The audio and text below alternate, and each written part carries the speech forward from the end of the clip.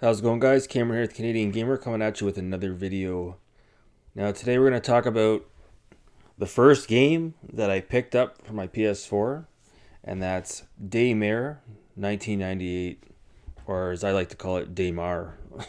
Now this is going to be a polarizing thing to say, but this game has everything I could ever want in a survival horror game.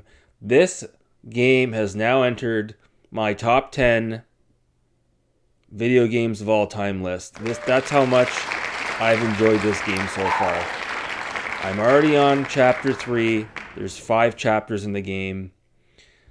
I don't know what to say. I'm absolutely blown away. I also want to let you guys know, after spending the day with the PS4 controller, and I can't believe I'm going to say this, I think I like the PS4 controller more than the Xbox controller.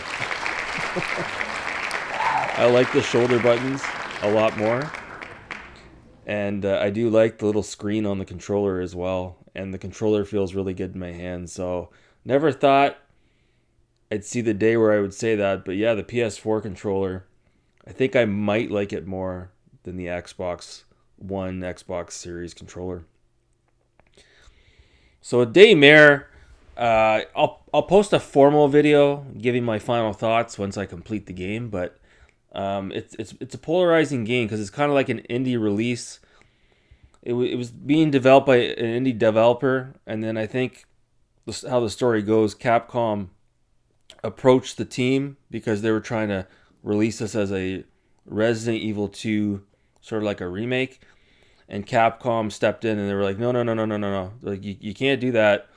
However, we can clearly see you guys are very talented individuals. So what we'd like to do is help you guys release this game as your own project, give it a different title. And this company was on board with whatever it was that Capcom offered them, and the rest is history. So this game, first things first, the atmosphere, the mood, the ambient music in the game.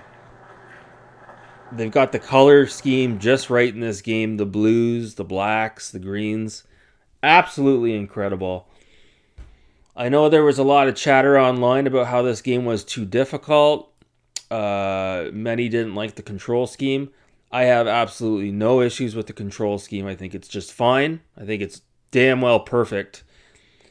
A lot of people don't like the fact that when you're using your handgun, when you load up your magazine, the clip falls to the ground and you have to pick it back up to load in more ammo.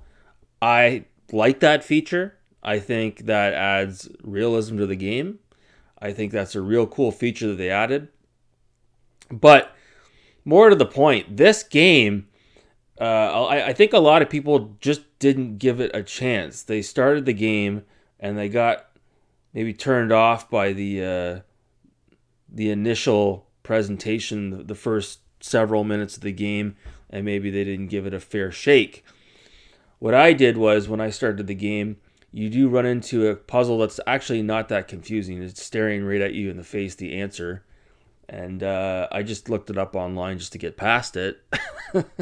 But I'm glad I did, because I may not have ended up solving that puzzle, and I may have just thrown my hands in the air and given up on this game altogether. I'm glad I didn't.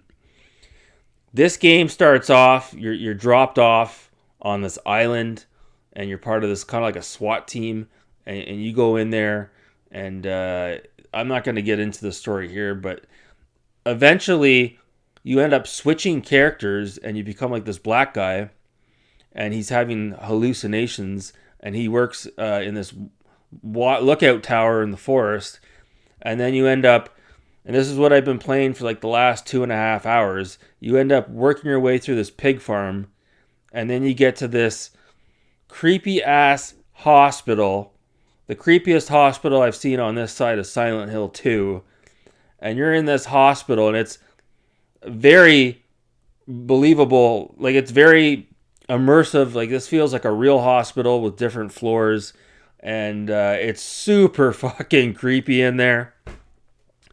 And the zombies are coming at you like Resident Evil style, like the original Resident Evil. It's just absolutely suspenseful, incredible jump scares. This is damn well near a 10 out of 10 game for me. I can't get over how amazing this game is. This is what Resident Evil 4 should have been. I was disappointed with Resident Evil 4. I know a lot of people out there talking about Resident Evil 7. They're talking about Resident Evil Village. I don't want to play those games. I want to play Daymare 1998. This game has fucking blown me away. I can't get over how incredible this game is. I'm speechless. And not only that, I'm looking forward to the sequel, or the prequel, if you will, Daymare 1994, which is coming out, I believe, this year as well. Wow, what a time to be a gamer. I'm so glad I picked up this game. I'm going to leave it at that. Right now, I want to finish the game first before I talk a little bit more about this. But for any of you guys out there that were on the fence about this, or you heard anything negative, don't believe the naysayers. This is the best survival horror game that I have played in the last 25 years. I put this game above Alan Wake. I put this game above a lot of games. This is unbelievable. This is a labor of love from a small dev team, and it shows when you work your way through this game. Lots of 90s pop culture references in the game as well. You can see the Scream-esque poster here. A little off topic, but apparently a new Scream movie came out today.